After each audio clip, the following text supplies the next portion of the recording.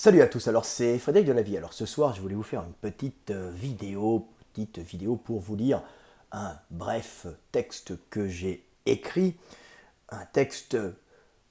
que j'ai écrit sur un sujet que j'ai déjà plusieurs fois traité mais qu'il est bon de rappeler et de formuler de façon toujours un peu variée. Alors je voulais parler, bien sûr, vous savez que j'aborde le monde souvent du côté énergétique et dépassionné en essayant d'enlever les émotions et j'essaye d'expliquer dans l'enseignement que je diffuse sur les réseaux sociaux, j'essaye d'expliquer que tout est énergétique, qu'à la base il n'y a ni méchant ni gentil, mais qu'il y a derrière tous nos actes humains, derrière tous nos désirs, derrière nos passions humaines, des relations énergétiques qui relève en général de la loi d'homéostasie calorique, c'est-à-dire de la loi que l'énergie est faite pour se diffuser et se répandre, et que son accumulation est quasiment impossible. Et si les riches sont riches, maintenir sa richesse, ça se fait bien sûr au détriment des pauvres, en y mettant beaucoup d'énergie, donc besoin toujours de plus d'énergie pour protéger sa richesse, mais que les pauvres essayent toujours s'accaparer la richesse des riches, car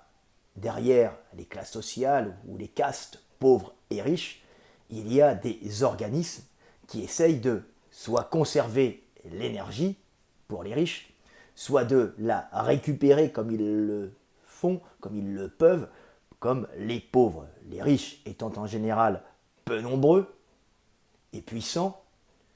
les pauvres étant en général très nombreux et individuellement peu puissants et peu organisés. Mais bien sûr, si les pauvres s'organisent, en général, ils essayent de récupérer l'énergie aux riches. Et malheureusement, le monde étant le monde, certains pauvres deviennent riches et le système continue. Ils essayent à ce moment-là de conserver leur énergie en essayant de se protéger des pauvres tout en les exploitant. Ce sont tout simplement des cycles. Mais qui les comprend peut s'en extraire et peut vivre sa vie en homme libre, c'est-à-dire en homme conscient de son animalité et capable de la maîtriser. Alors pour cela, je vous ai écrit un petit texte qui, je l'espère, vous fera comprendre le système, sans en vouloir ni aux riches, ni aux pauvres,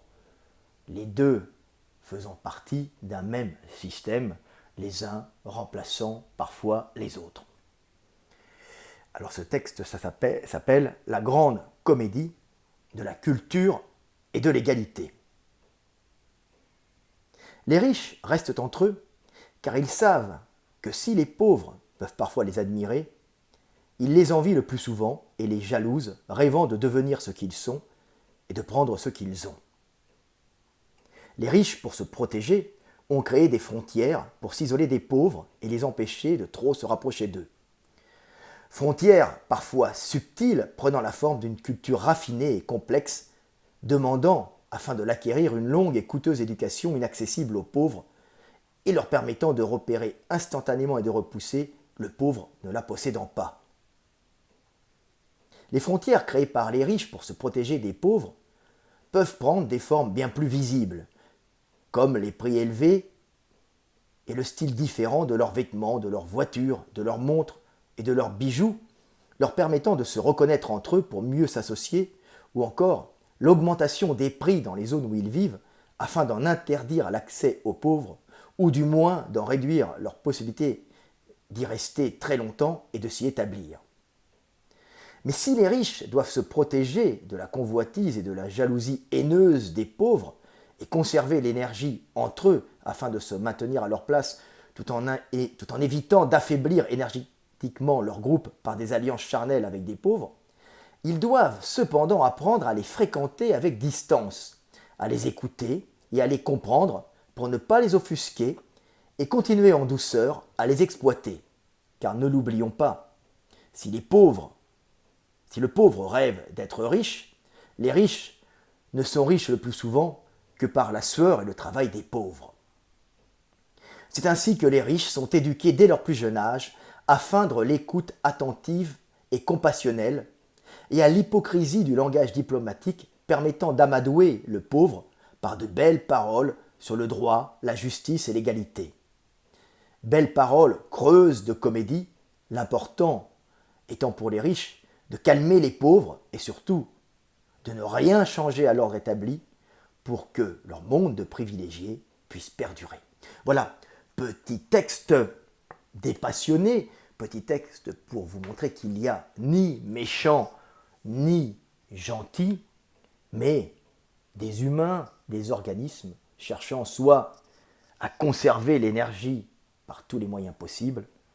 soit à essayer de la prendre et de la récupérer à ceux qui l'ont. Ainsi va la vie, ainsi va le monde, et seul l'homme, conscient de son animalité, de ses programmations, peut s'extraire de ce monde et vivre réellement en homme libre. C'était Frédéric Delavier. Paix sur terre et aimez-vous les uns les autres.